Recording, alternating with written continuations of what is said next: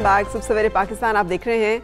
और सही से अगर मैं पूछूं कि कौन कौन से वो लोग हैं जिन्होंने अपने पुराने कपड़े यानी सर्दियों के सारे कपड़े बंद कर दिए और गर्मियों की लॉन्स और सब चीज़ें निकाल के लगा ली, बहुत से ऐसे लोगों को मैं जानती हूँ। मेरा ख्याल है कि सभी होंगे, फराक कौन मैं नहीं हूँ, आप नहीं? हाँ, मुझे बहुत सारे लोगों ने कहा, मैंने कहा मैं प्रोग्राम में भी 3-4 दफ़ा कह चुकी हूँ कि मिडिल सीजन और उसको आपको ध्यान रखना। जैसे कल इस्लामाबाद में अचानक रात को ओले भी पड़े हैं, और मौसम एकदम से जो है ना वो थोड़ा सा बदल गया, जो हम गरम कह रहे थे। सो ये मौसम थोड़ा सा जैसे क्या एडजस्ट हो रहा होता है, टेम्परेचर भी खुद को एडजस्ट करना है, एहतियात करनी है, अचानक से टी शर्ट्स पे नहीं आना है। बिल्कुल, ये बहुत बड़ी एक हेल्थ इशू होता है जब हम इस तरह से करते हैं कि हम अचानक से अपनी बॉडी को ना टेम्परेचर शॉक देते हैं। हमने इतने गर्म कपड़े पहने हुए थे, फिर मौसम अंदर कुछ और होता है, बाहर कुछ और होता है। आप जाते हैं तो आप अपनी बॉडी को इतना टेम्परेचर शॉक तो ना दें, इन चीज़ों का ख्याल करें। वो जो हम ठंडी खुराकें शुरू कर देते हैं, ठंडा पानी पीना, वो भी अभी नहीं करना चाहिए, गला शला खराब होने के ज़्यादा चांसेस हैं। मुझे से पूछेंगे, हम अपने मेहमान से भी पूछेंगे, बिल्कुल उनसे पूछते हैं। डॉक्टर अशरफ ज़िया साहब हमारे साथ मौजूद है, उनसे हम जानेंगे। मौसम तो तब्दील हो गया है, जब माओ ने सारे कपड़े बंद करके रख दिए और गर्मियों के कपड़े निकाल दिए, हमारे पास ऑप्शन कौन सी बच जाती है? डॉक्टर साहब अस्सलाम वालेकुम, खैरियत से हैं डॉक्टर साहब? डॉक्टर साहब अब बिल्कुल हम ना ट्रांजिशन स्टेज पे खड़े हुए हैं कि मौसम तब्दील हो रहा है, और हमने इस दफा तो अचानक से देखा ना कि मौसम तब्दील हो गया, तो क्या हमें अब बिल्कुल गर्मियों के कपड़ों पे आ जाना चाहिए? पहले कपड़ों की बात कर लेते हैं। जी, थैंक यू वेरी मच। आपने बहुत ही सही, बहुत सारी बातें तो आपने बता दी हैं पहले आपस में कन्वर्सेशन करते हुए। जब भी ये सडन ट्रांजिशन आती है, चाहे ये सर्दियों से गर्मियों पे जाए या गर्मियों से सर्दियों पे आए, तो उसमें सडन जो चेंज आती है वो बड़ी बॉडी के लिए एक्सेप्ट करना ऑल ऑफ सडन काफ़ी मुश्किल होता है। अब चूँकि शदीद सर्दियाँ चल रही थी और ऑल ऑफ सडन जैसे हमें बताया कि जी गर्मियों की एक लहर शुरू हो गई है, तो इसमें बड़ी एहतियात की ज़रूरत है कि टेम्परेचर की सडन चेंज ये बॉडी को बहुत मुतासर करती है, और इसमें काफ़ी एहतियात की ज़रूरत है कि आपके ड्रिंक्स जो हैं उसको आपने अवॉइड करना है। अगर आप बाहर निकलते हैं, आप गर्मी में आपको शदीद अगर आपको प्यास लगती है, आप ठंडा कोई जूस पीते हैं या कोई कोल्ड ड्रिंक्स लेते हैं, तो आपका गला ख़राब हो जाएगा। और इस मौसम में जो बीमारियां हैं उनके फैलने का ख़तरा काफ़ी ज़्यादा होता है। जो वायरल इन्फेक्शन वो बड़ा तेज़ी से फैलता है।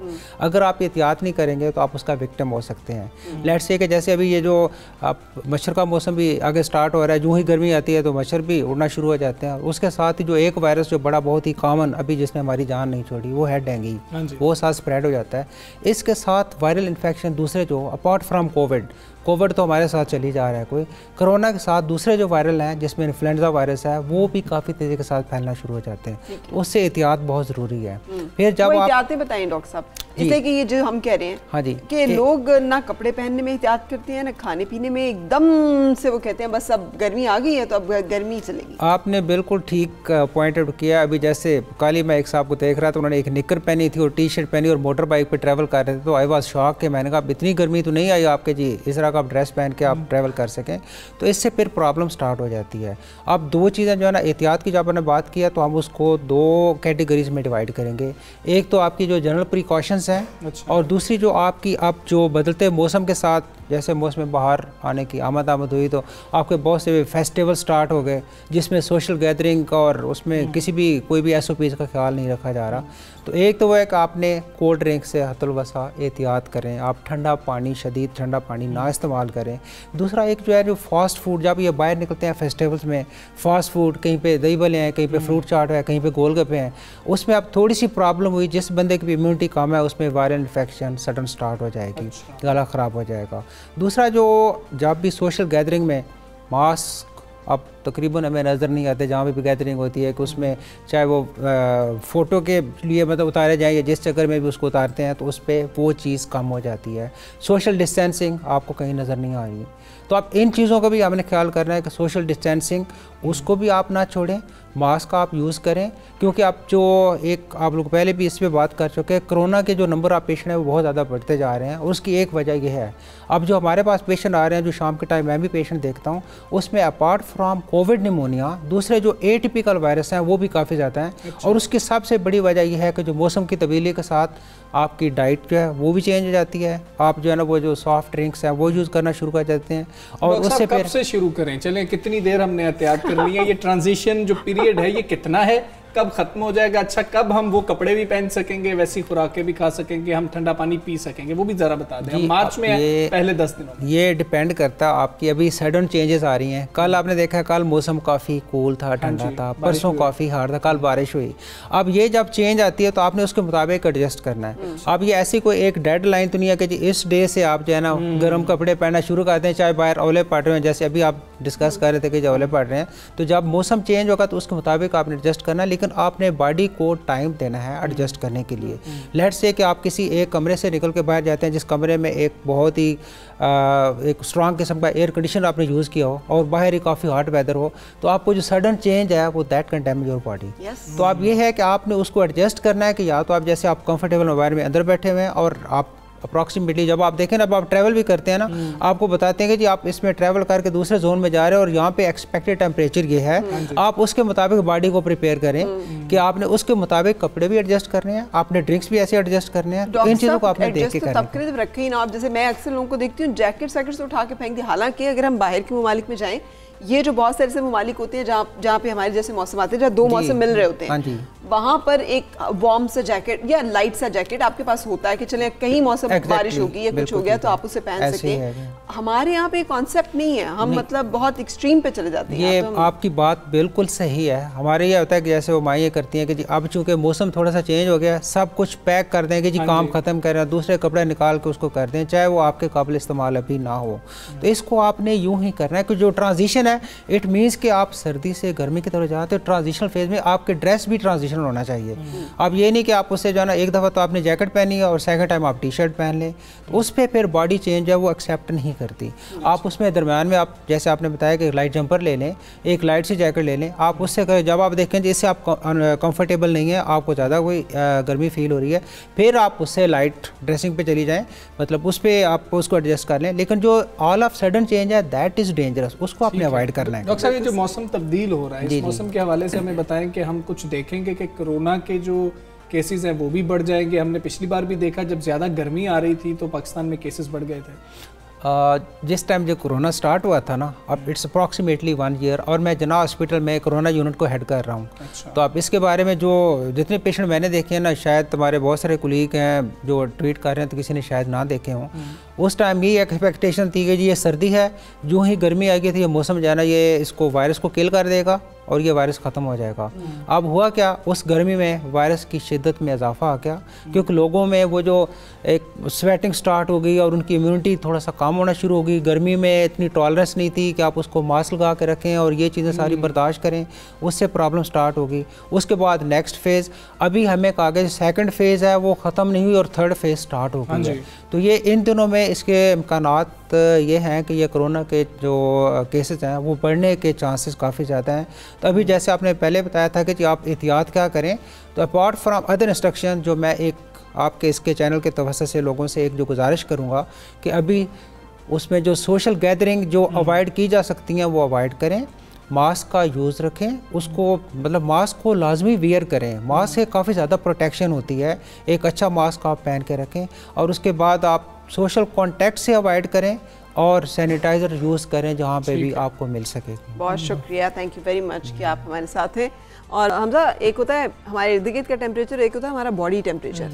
ये इतनी जल्दी चेंज नहीं होता जितना इर्द गिर्द, तो इसलिए हमें बहुत चीज़ों के बारे में विजिलेंट रहना चाहिए। बिल्कुल ऐसे ही है। तो अभी हमें थोड़ा सा जो है ना ख्याल करना है, ट्रांजिशन स्टेज है, हमने फरा बनना है और फरा बन के हमने अभी अपने सर्दी के जो सारे कपड़े हैं ना वो पैक करके दरमियान वाले कपड़े रखे हैं, अभी कुछ अर्सा उसको एंजॉय करें। कम से कम महीना एक जो है ना वो आपको लॉन शॉन और बहुत बारीक कपड़ों पे नहीं जाना चाहिए। आगे चलते हैं, वुमेंस डे की दोबारा से बात करेंगे क्योंकि आज सबसे ज़्यादा बात जो है वो ख़वातीन की होनी चाहिए और ऐसी ख़वातीन की बात होनी चाहिए जो बहुत मेहनत करके आगे आई हैं और फरा बहुत मेहनत करके आगे आई हैं। इस तरह से हर खातून, घर में भी जो खातून है वो भी बहुत मेहनत करती है, लेकिन उसको क्रेडिट नहीं मिलता। बिल्कुल, और यही अलमिया, यही मैं कह रही थी ना कि जब हम रोल के लिहाज से नहीं करेंगे कि चूंकि ये काम करता है करती है इसलिए ये अहम है, ये काम करता है, तो जब हम इंसानी तफरीक को ख़त्म करेंगे तो साथ साथ जेंडर की तफरीक भी ख़त्म होती जाएगी। अगर हम इस दौर की बात करें तो दुनिया के हर शोबे में ख़वातीन और नौजवान लड़कियाँ बहुत काम कर रही हैं और उनकी तादाद मर्दों के मुकाबले में हालांकि कम है,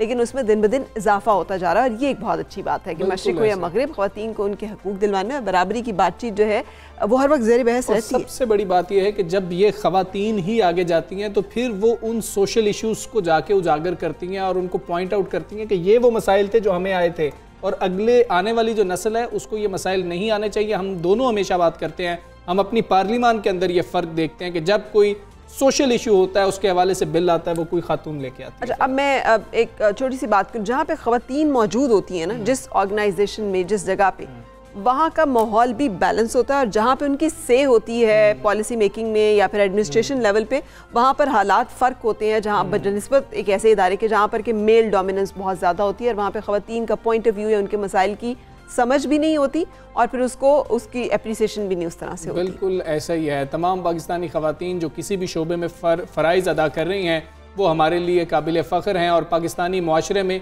औरत के लिए तरक्की के तमाम मौक़े मौजूद होना, यही हमारा ख्वाब है कि तमाम मौक़े मौजूद हों और वो जो हम इम्तियाज़ की बात करते हैं वो इम्तियाज़ नहीं होना चाहिए। बिल्कुल। सो हम अपनी मेहमान से बात करेंगे। मुख्तलिफ ऐसे शोबाजात हैं ज़िंदगी के जहाँ पे मर्दों की ज़्यादादारी समझी जाती थी कि ये तो उन्हीं के करने के काम है, लेकिन ख़वातीन ने ना सिर्फ चैलेंज किया बल्कि प्रूव किया कि वो किसी से कम नहीं है। सो हम आर्किटेक्ट से बात करने जा रहे हैं। मारवी मज़हर हमारे साथ हैं।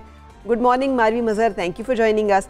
आर्किटेक्ट का मुश्किल शोबा समझा जाता है, तो कैसे आपको इसके चुनने का ख्याल आया और कंपटीशन कैसा था? क्योंकि जो शुरू में आने वाले लोग होते हैं वो फिर बड़ा चैलेंज का सामना करते हैं, एक तो उस शोबे में मेल डोमिनेंस का और फिर एक जिसे कहना चाहिए ना शॉविनिज्म का, एक ख़ास मर्दाना सोच का। क्या आपको इस तरह के कुछ मामला सामना करना पड़े? अस्सलाम वालेकुम, थैंक यू सो मच, आपने मुझे इनवाइट किया अपने शो के ऊपर।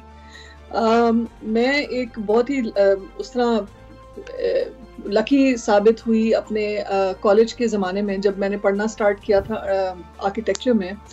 तो शौक तो इसलिए पैदा हुआ बिकॉज घर में आपको एक प्लेसमेंट डेवलप करी आपके पेरेंट्स ने, आपके फादर ने। तो जब वो आपको एक चॉइस जब आप एक बनाते हैं और आपको वो सपोर्ट करते हैं, तो एक तो सबसे पहला स्टेप वो होता है कि फैमिली सपोर्ट सबसे इम्पोर्टेंट होती है।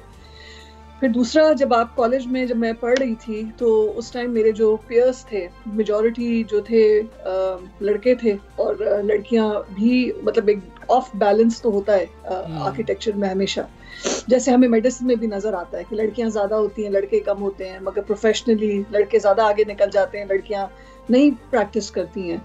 सो इस तरह आर्ट स्कूल्स में भी आपको थोड़ा सा ऑफ बैलेंस नज़र आता है।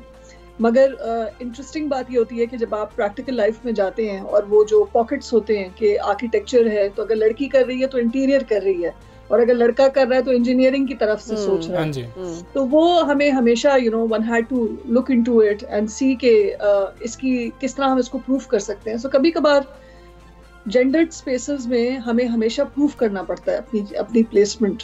एंड इट्स नॉट अबाउट कि हमें लड़ना पड़ता है, हर दफा वो बात नहीं होती है, मगर चैलेंज हमेशा होता है कि आप क्या कर सकते हैं। I have been very lucky in my form कि मैंने जितना हेरिटेज के ऊपर और पब्लिक इंटरवेंशंस के ऊपर काम किया है, मेरे साथ मेल पॉपुलेशन ने जब भी काम किया है, they have always been in a support format, चाहे वो लेबर हो, कॉन्ट्रैक्टर हो या प्लम्बर हो, उन सब ने बहुत ही इज्जत से और बहुत ही समझ के इस चीज को देखा। क्योंकि आपकी जो फील्ड की जो एक रिलेशनशिप होती है और आप जिस तरह उस काम को निभाते हैं, वही चीज़ कभी कभार बोल देती है और आपको ज़्यादा अपने बॉडी के ऊपर इतनी बात नहीं करनी पड़ती जितने आपका पेन और पेपर बात करता है। सो ये एक बहुत ही इम्पोर्टेंट फैक्टर है हम लोग के प्रोफेशन में। बिल्कुल ठीक है। मारवी साहब, हमें ये भी बताएं कि अभी पिछले दिनों एक रिपोर्ट सामने आई कि 85,000 फीमेल डॉक्टर्स हैं जो इस वक्त प्रैक्टिस नहीं कर रही हैं और उनकी शादियां हुई और वो अब घर में बैठी हुई हैं। ये लड़कियों को बड़ा मसला आता है। माँ बाप पढ़ाते हैं, पढ़ा के बच्ची करियर ओरिएंटेड होती है, उसके बाद बिल्कुल सब कुछ अचानक बदल जाता है। क्या आप समझ रही हैं अब मुआशरे के अंदर कुछ चेंज आ रहा है, और अगर नहीं आ रहा तो ये चेंज कैसे लेके आएँ? अगर बच्ची पढ़ रही है, करियर ओरिएंटेड है, तो उसको अपना करियर परसू करने दें। देखिए, पैंडेमिक ने हमें अभी इस साल बहुत चीज़ें सिखाई हैं। एक तो फिजिकल स्पेस और एक डिजिटल वर्ल्ड का जो कोलैबोरेशन हुआ है और एक रिडंडेंसी पता चली है कि ज़रूरी नहीं है कि हर चीज़ एक फिजिकल स्पेस में हो। और अभी इस पेंडेमिक के तहत हमें ये पता चला है कि टेली डॉक्टर्स, टेली कंसल्टेंसी ई नेटवर्क से कितनी चीजें ऑक्यूपाई की जा सकती हैं। पूरा लंदन में बैंकिंग सेक्टर चल रहा है घर पे बैठ के, और बड़ी बड़ी बिल्डिंग्स, इमारतों का गोस्ट बिल्डिंग्स बन चुकी हैं।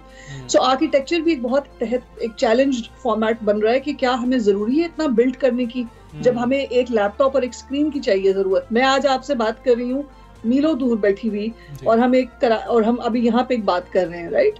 सो इसी तरह अगर डॉक्टर्स के साथ भी, और अगर फीमेल स्पेशली, अगर जो आपने मुझसे बात करी, इट्स वेरी अनफॉर्चुनेट कि उनको वो मौका नहीं मिलता कि वो प्रैक्टिकल लाइफ जाके अपनी डिग्री, अपनी एजुकेशन को निभाएं। और आज मैं सुन रही थी जब आप लोग इंट्रोडक्शन दे रहे थे कि जब एक औरत किसी भी प्रोफेशन में आती है, because of her thinking process, उसका balance, how she lives her domestic life, also her practical life, she has this very interesting way of moving एक चीज से दूसरी चीज के अंदर। और तो तो डॉक्टर के लिए तो वो एक सबसे बड़ी ethical value है, जिसमें उसको पता है कि what does a touch mean, and किस तरह किसी पेशेंट को सुनना है, किस तरह उसकी बात को करना है। तो आई फील कि ये बहुत अनफॉर्चुनेट है कि वो कभी उनको मौका मिलता नहीं है। मगर I hope with technology and with e commerce and with E network it will be possible, वो भी बैठ के ये काम कर सकते। वेस्ट ने एक सिस्टम इवॉल्व कर लिया, उन्होंने ये समझ लिया कि अगर औरत को काम करना है तो फिर मर्द को भी कंट्रीब्यूट करना है घर के कामों में। वहाँ पर अगर दोनों काम कर रहे हैं, दोनों पार्टनर्स, तो घर के कामों में भी बराबर काम कर रहे हैं। हमारे यहाँ पर मसला ये है कि खातून जो है उसे अगर बाहर काम करना है तो घर का काम तो उसे करना ही करना है, ऑन टॉप ऑफ दैट उसे बाहर की जिम्मेदारियाँ भी लेनी है। यानी उसकी जिम्मेदारियों में कोई शेयर नहीं है, लेकिन वो मर्द की जिम्मेदारियाँ जो है उनको शोल्डर करे। अब आप इसको कैसे देखती हैं कि फैमिली ईयर्स भी वही होते हैं और करियर ईयर्स भी वही होते हैं। Either you can have a good family or you can have a good career। ये जो चॉइस है ख़वातीन को, फिर उसमें वो कंपेल्ड होती हैं कि वो एक अपने घर बार को बचा लें, अपने अच्छी फैमिली को। तो आप इस प्रोसेस में से गुजरी हैं, what is your take on it? देखिए, again I been brought up by father, you know, मेरी तो मदर की भी बहुत जल्दी अर्ली डेथ हो गई थी, तो एक सिंगल फादर ने हमें ब्रॉट अप किया है। एंड मैं आपको बताऊं कि इसमें एक जो सबसे इम्पोर्टेंट चीज़ है वो यही है कि आपका सोशल चेंज कैसे आएगा जब तक सोशल कम्युनिटी और थिंकिंग नहीं समझी जाएगी, और अगर चाइल्डहुड लेवल तक नहीं बताया जाएगा। ये जो प्रोपोर्शंस हैं कि घर घर खेलना है तो लड़की का रोल ये, बच्ची का रोल ये होगा, लड़का ये खेलेगा, टॉयज ये हैं, लड़का इससे खेलेगा, लड़की इससे खेलेगा, ये जो सब चीज़ें हैं ना, ये एक तो चाइल्डहुड ग्रासरूट लेवल से ये चेंजेस आती हैं कि माँ बाप अपने बच्चों को क्या सिखाते हैं। एक एस्पेक्ट ये है एजुकेशन। दूसरा सबसे स्ट्रॉन्ग एस्पेक्ट है आपका एंटरटेनमेंट। आपको विजुअली क्या चीज़ें आप कंज्यूम कर रहे हैं, आपके एड्स क्या कहते हैं, आपके टेलीफिल्म्स और आपकी ड्रामास क्या बोलते हैं। ये सब चीज़ें जब तक आप इसके ऊपर पॉलिसीज और चेंजेस नहीं लाएंगे और आप बताएंगे नहीं कि हमें ये नैरेटिव हम क्या दिखा रहे हैं, तो ये काम आगे नहीं चलेगा। इस तरह तो फिर हम हमेशा ही यही करेंगे कि आदमी बोलेगा अच्छा तुमने, कोई बात नहीं, तुमने काम किया है बाहर, घर आओ अब तुमने ये भी काम करना है, बिकॉज ऑटोमेटिकली ये तुम्हारा फर्ज बनता है। और आई थिंक ये जो शर्म है कि बर्तन साथ धो लेना या खाना साथ पका लेना, ये मेरा काम नहीं है, ये तुम्हारा काम है, ये सब चीजें सिर्फ कम्युनिटी चेंजेस से आता है, फैमिली चेंजेस से आता है, और थ्रू एजुकेशन आता है। ठीक है। अच्छा, एक और इशू जिसका सामना करना पड़ता है किसी भी वर्किंग वुमन को, वो है कि जब आपके मेल कोलीग्स जो हैं वो आपको वैलिडेट नहीं करते, मतलब आपकी राय इज ऑलवेज अ लेसर राय। वो कुछ भी कहें तो वो बेहतर है, आप कुछ भी कह रहे हो वो वैल्यूएबल नहीं है। फिर वेजेस का बहुत बड़ा डिफरेंस आता है। आपके जो मेल काउंटर पार्ट्स होते हैं उनको ज़्यादा पैसे देने में किसी को कोई एतराज़ नहीं होता, ख़वातीन को पैसे देने में। एंड देन जो डिलीवरी की छुट्टियां हैं, प्रेगनेंसी लीव्स हैं, इस तरह के मामलात में ऑर्गेनाइजेशन के अंदर सेंसिटाइजेशन मौजूद नहीं है। अभी तक हमारे यहाँ पर जो है बहुत सारे जिसे कहना चाहिए बच्चों के रखने के लिए कि हर इदारे में कोई ऐसी जगह हो जहाँ पर खातून जो अपने बच्चों को ला सके और रख सके, डे केयर्स वो भी नहीं है। तो इन मामलात के बारे में आप क्या कहेंगी कि आप एक सक्सेसफुल खातून हैं और आपने एक चैलेंजिंग करियर को अडॉप्ट किया है, how to deal with these problems? देखें, these are all format of कि जैसे जैसे टाइम आपके ज़रूरतें बढ़ती जाती हैं। पहली बात तो आपने वेजेस की करी और इक्वालिटी की बात करी, इसको मैं इस तरह केटर करूँगी कि आप इसको मैं इसका कोई सलूशन तो है नहीं ना, क्योंकि औरत मार्च और जो लिबरेशन की कॉन्वर्जेशन है वो यही तो है, वो यही तो लड़ाई है कि हमें इक्वल राइट्स मिले। तो जो लोग पूछते हैं कि ये मार्च की ज़रूरत क्यों है, वो इन्हीं वजहों से है। अभी अगर जो चार्टर निकला है, और मैं कल रात ही पढ़ रही थी विमेंस राइट्स का, कि वो जो उन लोगों ने मांगे हैं वो चार्टर बिल्कुल एक ह्यूमन राइट्स के हैं, वो एक औरत के थोड़ी हैं। सो ये तो जहन से निकाल दिया जाए कि it's about male and female, it's about human rights, it's about कि आप तो मेरे जेंडर को देख के तो नहीं मुझे तनख्वाह देना, मेरी दिमाग को देख के करें, क्योंकि सोच तो हम दोनों की सेम है ना। जब हम टेबल पे बैठते हैं आप भी वही बात करेंगे, मैं भी वही बात करूंगी, तो ये इक्वल राइट्स की बात है। तो ये इसी के ऊपर ही कॉन्वर्जेशन है। दूसरी बात आपने बोली asking rights for a place, कि अगर डे केयर है या मेरी सहूलत क्या है, या एक औरत के लिए अगर वो प्रेग्नेंट है तो उसके लिए क्या फीजिबिलिटी की जा सकती है। मैटरनिटी लीव, पेरेंट फादर की लीव भी होती है, तो उसमें उन चीज़ों के लिए क्या किया जाए। अब मैं आपको बताऊं, जैसे कि स्पेशली एबल्ड लोगों के लिए रैंप बनता है ना, बिल्डिंग्स में एक पॉलिसी बन गई है कि आपने रैंप देना है जब आपका डिजाइन शुरू हो रहा होता है। बिल्कुल ठीक है। तो मधु, बहुत शुक्रिया, सॉरी टू कट यू, कि टाइम कम है, हमें जाना है। बहुत शुक्रिया, आपने वुमेन डे के हवाले से और ख़वातीन के हवाले से बहुत इंपॉर्टेंट बातें की। Thank you very much for that. And अपने अपने घरों के अंदर अगर हम अपनी ख़वातीन को रिस्पेक्ट देना शुरू करें, इस दायरे को बढ़ाते जाएं, तो ये मामलात बहुत बेहतर है। हम दोनों को इजाज़त दीजिए, अपना बहुत ख्याल रखिए, और ख़वातीन आज का दिन भरपूर तरीके से मनाएं। अल्लाह हाफ़िज़। अल्लाह हाफ़िज़।